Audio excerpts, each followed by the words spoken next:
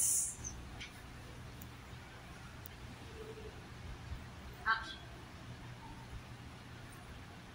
Oh, Gani! Ma'am! Kamusta? Ma'am, sabi ko naman sa'yo, pasimula ako sa Boracay. Talaga pag seryoso ang pag-collection dito. Baka hindi ko bayanin.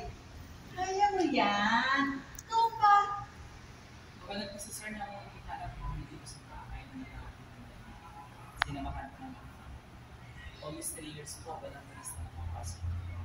Kaya ang maraming kasi sa kalis na wala pa pinakakinakas.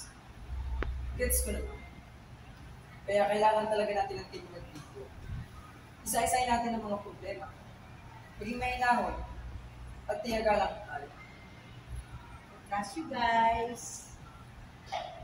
O ano, closing hours na. Pasamahan na kita sa living quarters. Hindi naman, okay lang. Iwanan ko muna yung mga gamit ko dito. May hahanapin kasi ako kaibigan. Best friend ko, simula high school hanggang college. Ilang years na kasi kami hindi nagkikita. Ay, Yes, ma'am.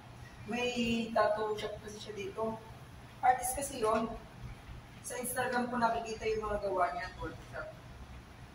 Magkikita ba tayo bukas? anak ko bukas. Babalik na ako ng Iloilo. May mga consolidation paper reports akong gagawin. Bahala na sa iyo sila, Sid, at ibang unit managers. Sid? Yes, ma'am.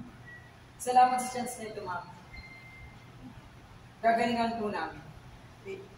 We do not expect miracles, pero practicable solutions. Kaya natin to, di ba? Blackout